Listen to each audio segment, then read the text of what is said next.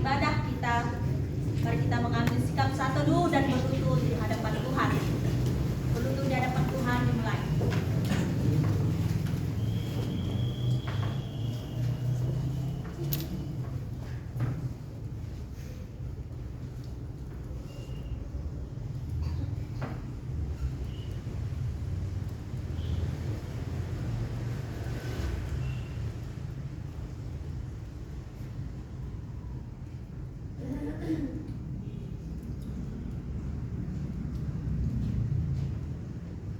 Selesai.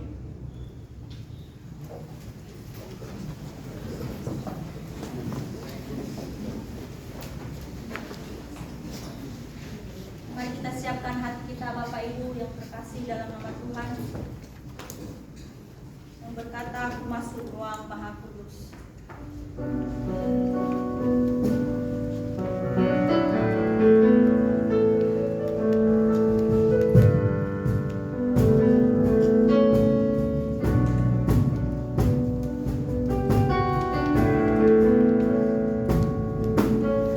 Masuk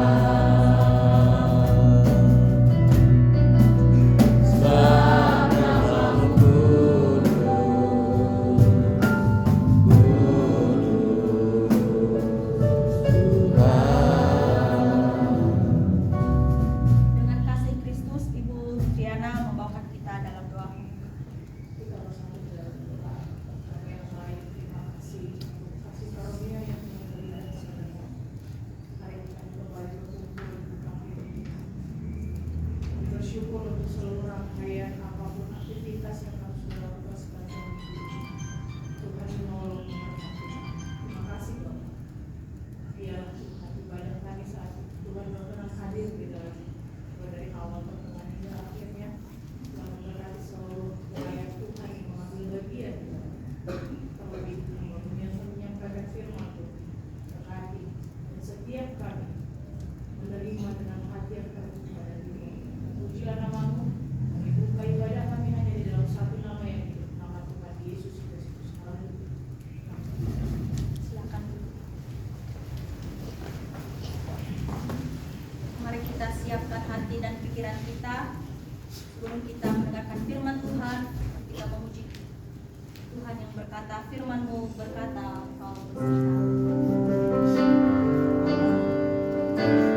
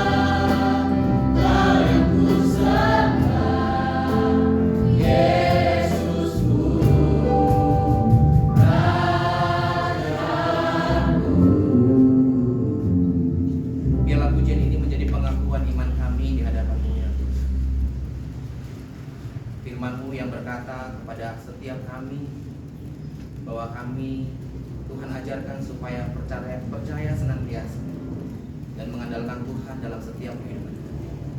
Saat ini Tuhan, kami akan mendengarkan kebenaran firman. Bila Roh-Mu yang memimpin setiap kami, sehingga ketika kami membaca mendengar firman, nama Tuhan saja yang dipuji, dipermuliakan, dan hidup kami dipulihkan. Dalam nama Yesus kami berdoa dan berserah. Haleluya. Amin. Amin. Shalom bagi kita semua. Shalom. Ya. Puji Tuhan. Hari ini pembicara Bapak Martin, tapi beliau mungkin 5 menit lagi akan tiba. Sambil menunggu, mari kita membaca Alkitab, Kitab Amsal sesuai tanggal hari ini.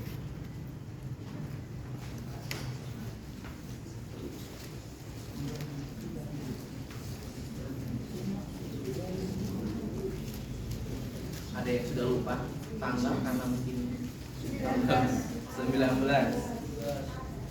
Ya. Mari kita membuka Amsal pasalnya yang ke-19.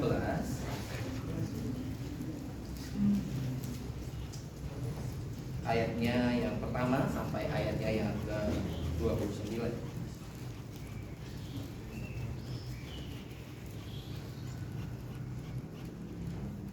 Kalau sudah menemukan, kita akan membaca secara bergantian. Yang putra membaca ayat yang pertama atau ganjil, dan yang perempuan membaca yang kedua, demikian seterusnya sehingga pembacaan kita berakhir. 1, 2, 3. Lebih baik seorang miskin yang bersih kelakuannya daripada seorang yang serong bibirnya akan dibuang. Tanpa pengetahuan kerajinan pun tidak baik. Orang yang tergesa-gesa akan salah. Kebodohan menyesatkan jalan orang, lalu gusarlah hatinya terhadap Tuhan. Kekayaan menambah banyak sahabat, tetapi orang miskin ditinggalkan sahabatnya. Saksi dusta tidak akan luput dari hukuman. Orang yang menyembunyikan kebohongan tidak akan terhindar. Banyak orang yang mengambil hati orang dermawan. Setiap orang bersahabat dengan si pemberi. Orang miskin dibenci oleh semua saudaranya, apalagi sahabat-sahabatnya. Mereka menjauhi dia. Dia mengejar mereka, memanggil mereka, tetapi mereka tidak ada lagi. Siapa memperoleh akal budi, mengasihi dirinya. Siapa berpegang pada pengertian dan dapat kebahagiaan. Saksi dusta tidak akan luput dari hukuman. Orang yang menyembunyikan kebohongan akan binasa. Kemewahan tidak layak bagi orang bebal, apalagi bagi seorang budak memerintah pengusaha. Akal budi membuat seseorang panjang sabar, dan orang itu dipuji karena memaafkan pelanggaran. Kemarahan raja adalah seperti laut singa muda, tetapi kebaikannya seperti embun yang turun ke atas rumput. Anak kebal adalah bencana bagi ayahnya, dan pertengkaran seorang istri adalah seperti tiris yang tidak akan henti-hentinya menipu. Rumah dan harta adalah warisan nenek moyang, tetapi istri yang berakal budi adalah karunia Tuhan. Kemalasan mendatangkan tidur nyenyak, dan orang yang lambat akan menderita lapar. Siapa berpegang pada perintah memelihara nyawanya, tetapi siapa menghina firman akan mati. Siapa menaruh belas kasihan kepada orang yang lemah, menunggang Tuhan yang akan membalas perbuatannya itu. Hajalah anakmu selama ada harapan, tetapi jangan engkau menginginkan kematiannya. Orang yang sangat cepat marah akan kena denda, karena jika engkau hendak menolongnya, engkau hanya menambah marahnya. Dengarkanlah nasihat dan terimalah didikan, supaya engkau menjadi bijak di masa depan. Banyaklah rancangan di hati manusia, tetapi keputusan Tuhanlah yang terlaksana. Sifat yang diinginkan pada seorang ialah kesetiaannya. Lebih baik orang miskin daripada seorang pembohong. Takut akan Allah mendatangkan hidup, maka orang bermalam dengan puas tanpa ditimpa malapetaka. Si pemalas mencelup tangannya ke dalam pinggan, tetapi tidak juga mengembalikannya ke mulut. Jika mesti mencemooh kau pukul, barulah orang yang tak berpengalaman menjadi bijak. Jika orang kemudian ditegur, ia menjadi insaf. Anak yang menganiaya ayahnya atau mengusir ibunya, memburukan dan memalukan dirinya. Hai anakku, janganlah menghina dengan didikan, kalau engkau menyimpang juga dari perkataan-perkataan yang memberi pengetahuan. Saksi yang tidak berguna mencemohkan hukum, dan mulut orang fasik menelan dusta. Sama-sama. Hukuman bagi si pencemooh tersedia, dan pukulan bagi punggung orang tua. Amin. Yang berbahagia yang membaca merenungkan terlebih yang melakukan firman Tuhan. Bapak Ibu yang kasih Tuhan, seperti yang saya sampaikan tadi, kita membaca Amsal, setelah itu kita sampaikan dan kembalikan kepada Bapak pembicara.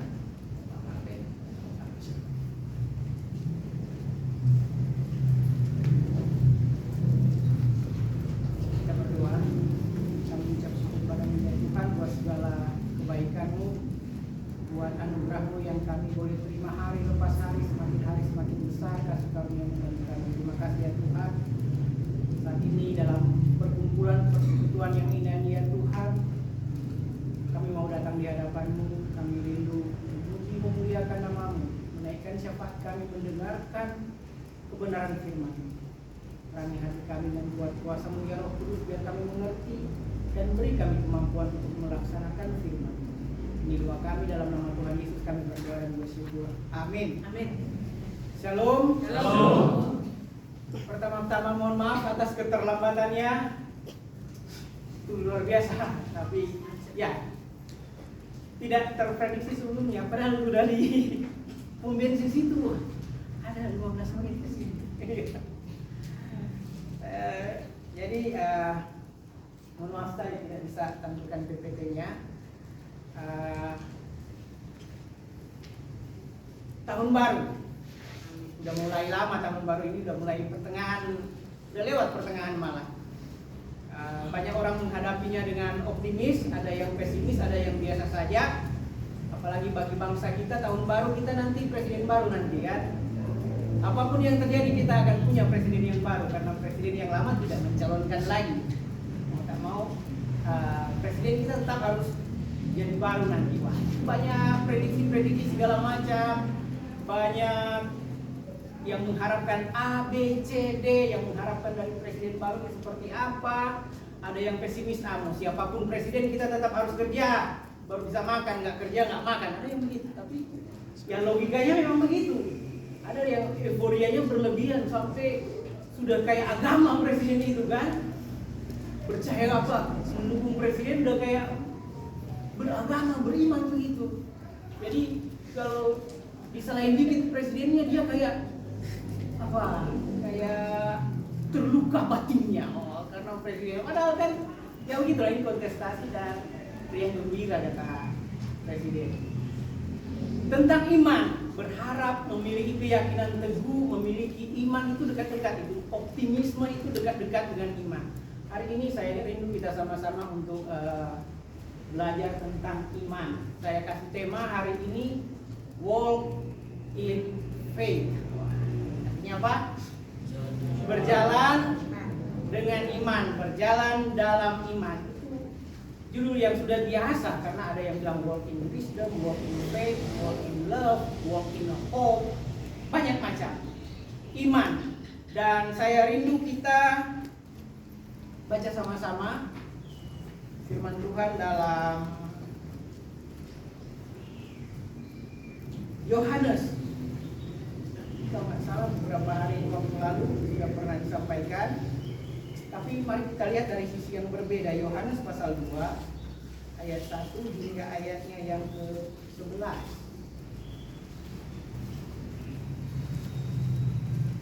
Yohanes pasal 2 ayat 1 hingga ayatnya yang ke-11. Entah kenapa ya tahun baru ini kok muncul lagi ini perkawinan. Apakah akan ada perkawinan selanjutnya di tahun yang baru ini? Tahu, tapi mari kita baca sama-sama dulu. Judulnya perkawinan di Kana. Saya membaca ayat yang pertama, Bapak Ibu Saudara membacakan ayat yang kedua. Bergantian seterusnya kita saling berbalasan. Yohanes pasal 2 ayat 1 hingga ayat yang ke-11, perkawinan di Kana. Pertama, pada hari ketiga ada perkawinan di Kana yang di Galilea dan ibu Yesus ada di situ. Yesus dan murid-muridnya diundang juga ke perkawinan itu. Ketika mereka kekurangan anggur, Ibu Yesus berkata kepadanya, mereka kehabisan anggur. Kata Yesus kepadanya, mau apakah engkau daripada ibu? Saatku belum tiba. Tetapi Yesus berkata kepada pelayan-pelayan, apa yang dikatakan kepadamu, buatlah itu. Yesus mengatakan pelayan yang disediakan untuk masing-masing masing-masing isinya buat dia minum. Yesus berkata kepada pelayan-pelayan itu, isilah tempayan-tempayan itu penuh dengan air. Dan mereka pun mengisinya sampai penuh. Lalu kata Yesus kepada mereka, sekarang celupkan dan bawalah kepada pemimpin pesta. Lalu mereka pun membawanya. Setelah pemimpin pesta itu mengecap air yang telah menjadi anggur itu, dan ia tidak tahu dari mana datangnya, tetapi pelayan-pelayan yang mencelup air itu mengetahuinya. Ia memanggil mempelai laki-laki Dan berkata kepadanya, setiap orang meninggalkan anggur yang baik dahulu, dan sesudah orang puas minum, barulah yang kurang baik. Akan tetapi engkau menyimpan anggur yang baik sampai sekarang. Ayat 11 kita baca sama-sama, 2, 3, ya. Hal itu dibuat Yesus di Kana dan di Galilea sebagai yang pertama dari tanda-tandanya, dan dengan itu ia telah menyatakan kemuliaannya dan murid-muridnya percaya kepadanya. Amin. Sampai di sana firman Tuhan. Yohanes mengatakan ini adalah mujizat yang pertama dari tanda-tanda yang dilakukan oleh Tuhan Yesus. Yang pertama berarti ada hitungannya. Tapi kenapa perkawinan? Kemarin sore juga sempat kami di kantor bicara-bicara, ada Pak Sony, bukan ada Pak Sony tentang ini anggur yang mana ini? Apakah anggur yang bikin mabuk atau tidak? Jangan-jangan ada sesuatu yang terjadi karena kemabukan tapi out of record, nggak direkam, nggak dicatat. Enggak, tidak seperti itu. Tetapi saya bukan fokus pada anggurnya, tetapi perkawinannya. Yang jomblo-jomblo merasa, ini kayaknya resolusi saya 2024 kayaknya harus kawin ini sesuai firman Tuhan. Enggak juga. Amin bagi beberapa orang tertentu ya. Mahasiswa jangan dulu mikir ke sana ya. Yang semester 6 skripsi dulu. Oh ada. Oke. Perkawinan di Kana ini sudah sering kita baca setiap perjamuan, kita lihat bahkan anggur perjamuannya ada yang merek Kana. Itu menandakan. Beberapa waktu lalu ada yang kesaksian kalau pergi tur ke Yerusalem atau ke tanah suci. Salah satunya tempat kunjungan itu adalah di Kana, di mana diduga waktu itu bahwa di tempat itulah dilaksanakan mujizat ini. Oke. Hal yang menarik bahwa ini saya mengambil topik berjalan dengan iman, bahwa ternyata kalau kita melihat peristiwa di Kana ini adalah suatu peristiwa iman. Peristiwa iman. Tetapi iman yang seperti apa di sini kita baca bersama-sama. Iman, kualitas iman, peristiwa iman, tindakan iman yang terjadi pada waktu di Kana. Seperti hal biasa orang pada kawin, mengawinkan, menikah, undangan dong. Akan diundangan ya. Kecuali nggak tahu kalau nikah masal itu di catatan sipil, nggak tahu pakai undangan atau tidak. Tapi berarti mereka nggak nikah catatan sipil doang, mereka ada persiapan ini. Karena apa? Karena Yesus diundang. Kita lihat kan di ayat 1 dan ayat 2, Maria ibunya Tuhan Yesus ada di situ diundang, dan murid-muridnya diundang juga ke perkawinan itu. Tapi ada undangan resmi, bukan undangan gelap. Ada yang pernah jadi undangan gelap, dia ada pesta di sana, yuk masuk yang makan gratis. Modal amplop. Yang lebih besar yang dimakan daripada isi amplopnya. Enggak. Yesus diundang resmi loh. Ofisial, resmi. Jadi Tuhan Yesus diundang. Kemudian terjadi sesuatu.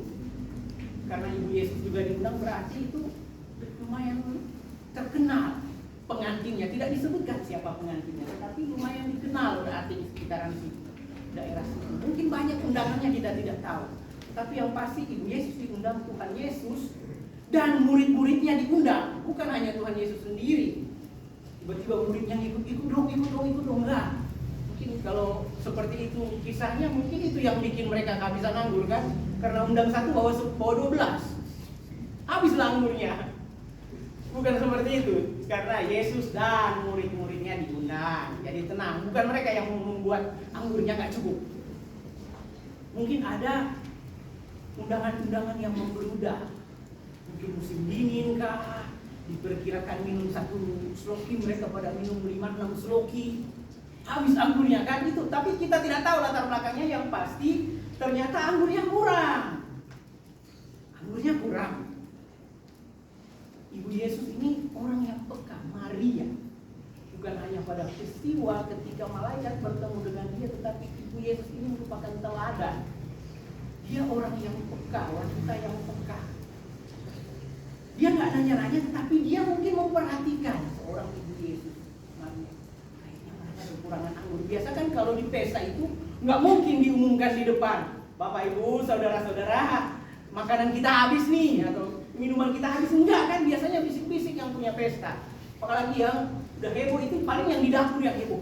Sini, ini nggak cukup. Ayo keluar, ayo nggak cukup kan, mahasiswa jangan makan dulu.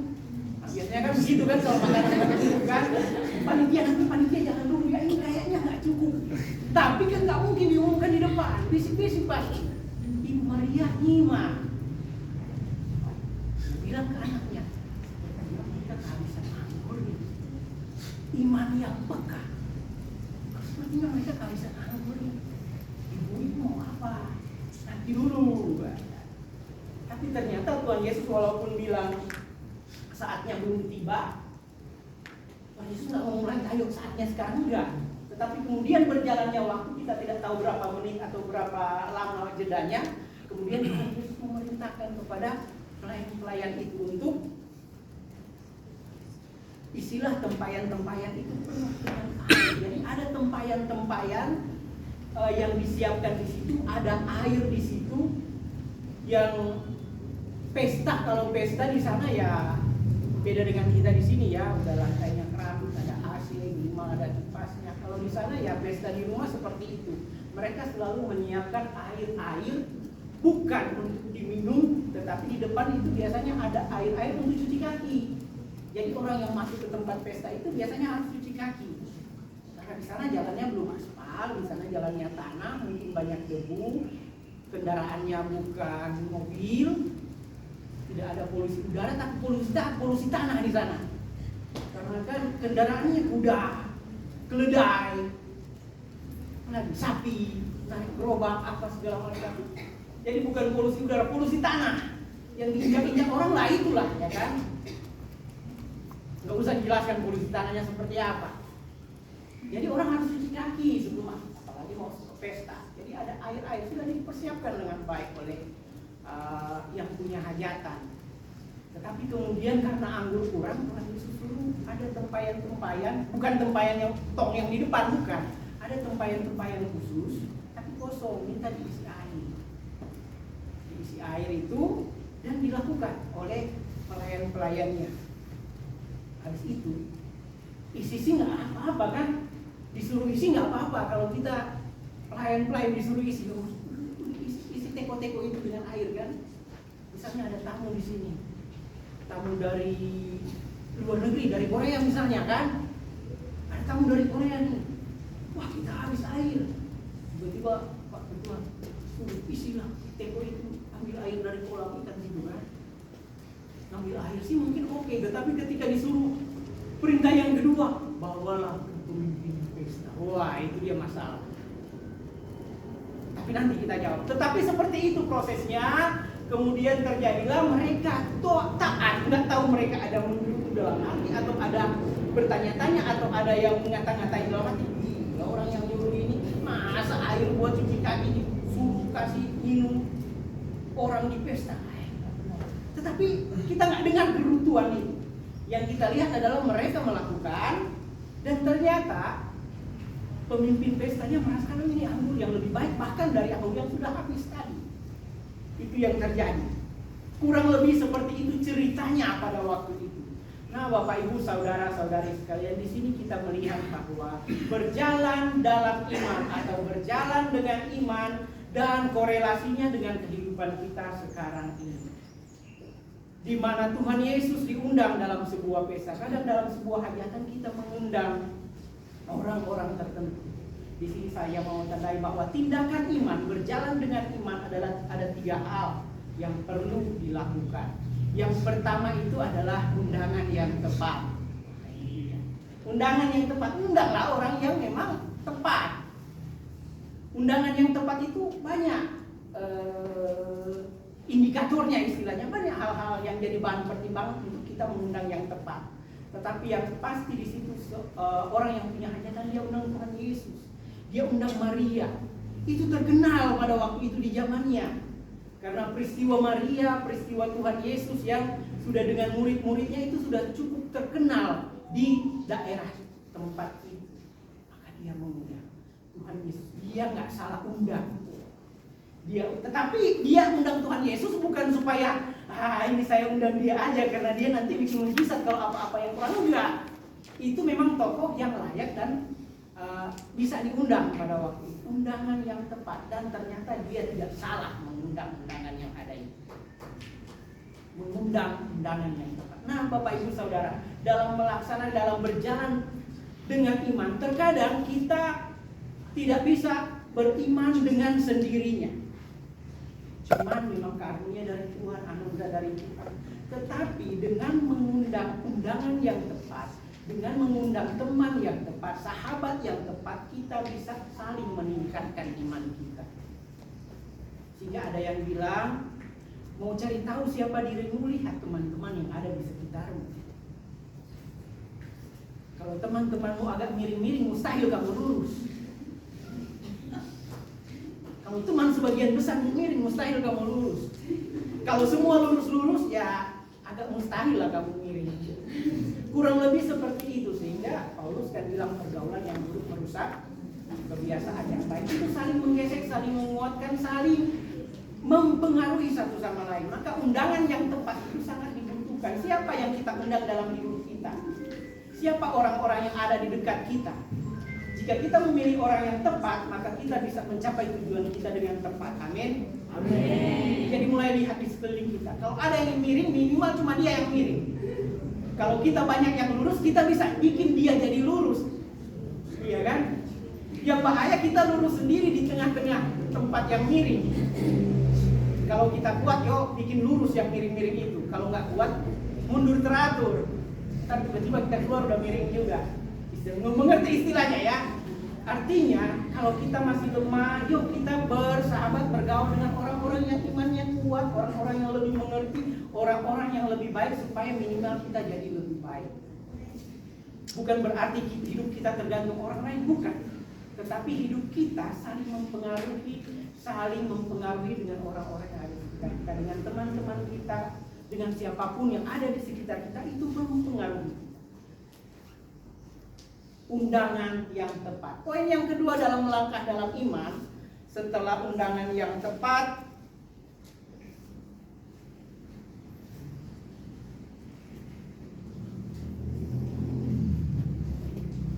persiapan yang tepat.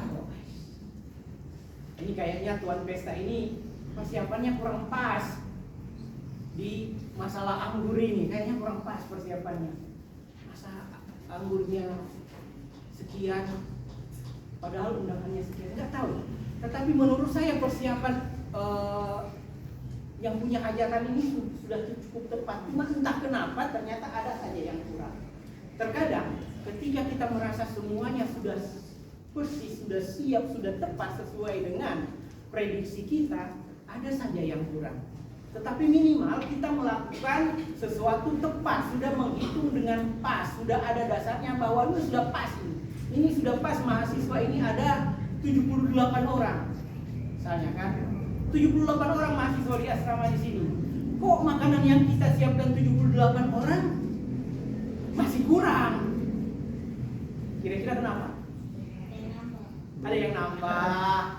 Belum baru makan. Nambah sih nggak apa-apa, tapi nambah berkali-kali itu agak bikin cepat kurang. Satu orang hitung 2, satu orang hitung 3. Jadi ada saja kan peristiwa yang bisa membuat di luar prediksi. Tetapi minimal pemilik pesta mempersiapkan dengan baik. Persiapkanlah dengan baik apa yang menjadi hajatan pada waktu itu.